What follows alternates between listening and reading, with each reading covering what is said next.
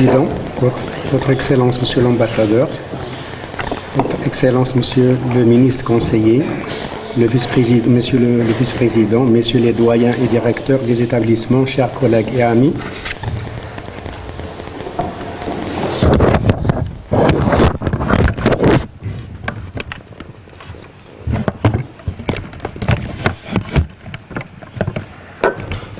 Donc, je vais vous donner un aperçu sur la coopération au niveau de l'UMP, au niveau de l'UMP.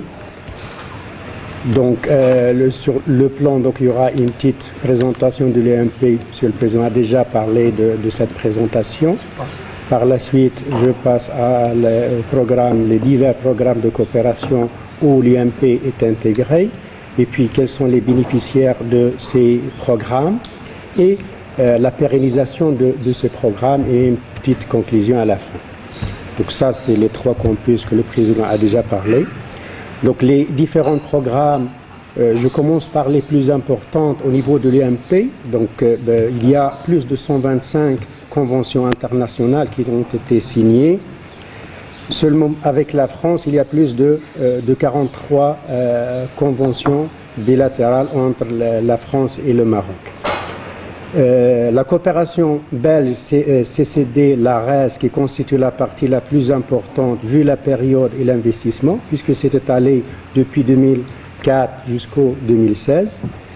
Et il y avait 2 programmes, et on est dans le 3e programme, et d'autres projets qui ont été découlés de ces programmes, tels que le programme PIC, et maintenant nous pensons à postuler pour les programmes PRD, qui sont maintenant lancés au niveau de la Belgique. Il y a aussi ces projets WBI. Il y a plus de 40 projets de recherche qui ont été financés dans ce cadre.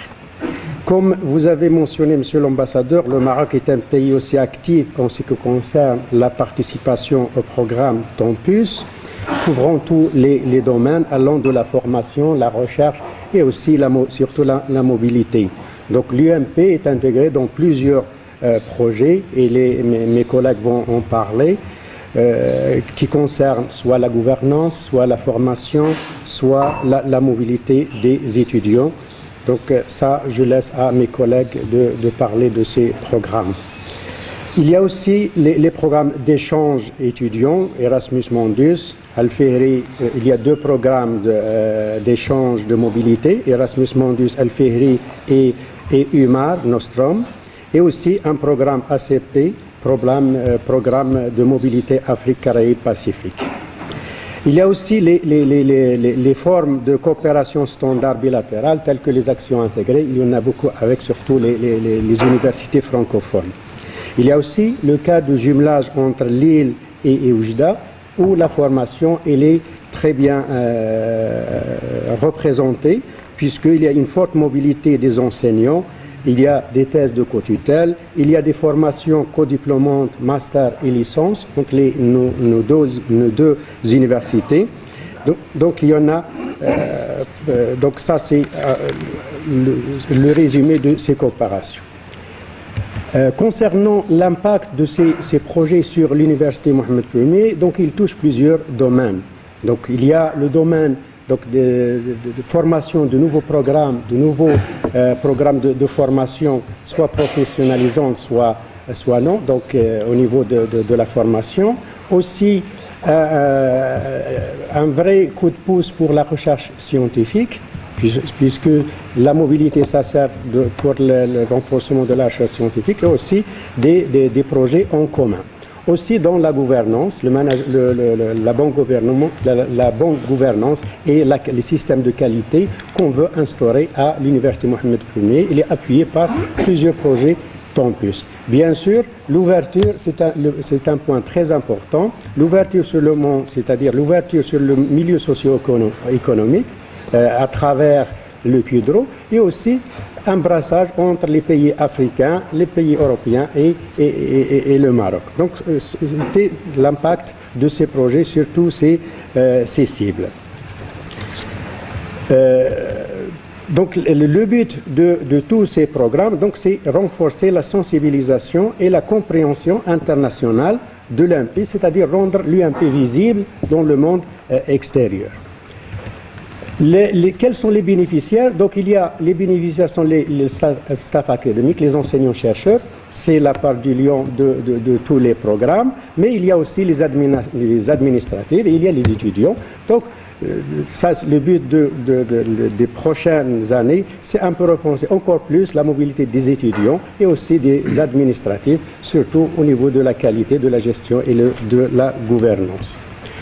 Donc, pour la pérennisation de ces projets, donc notre premier objectif, c'est consolider les partenariats existants et bien sûr regarder d'autres partenariats. Et vous avez parlé de Erasmus+ et d'autres programmes institutionnels.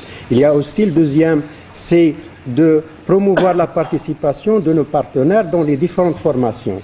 Comme ça, on aura une pérennisation de nos formations. Il y aura toujours cet échange entre l'UMP et les autres universités. Et donc, le troisième point, c'est de chercher d'autres projets de recherche communs entre les universités européennes et le Maroc. Donc, l'objectif, c'est de renforcer notre renommée régionale, nationale et internationale dans plusieurs domaines.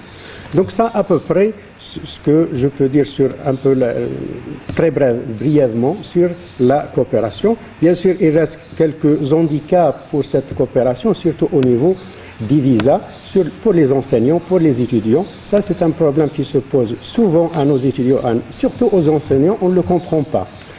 Et par exemple, la coopération avec les États-Unis, un enseignant peut avoir facilement 10 années de visa, donc puisque pour un peu booster la mobilité. Ici, nous demandons quelques exceptions avec les universités et l'université doit vous assister dans ce domaine. Et shukran ala husni intibaikum.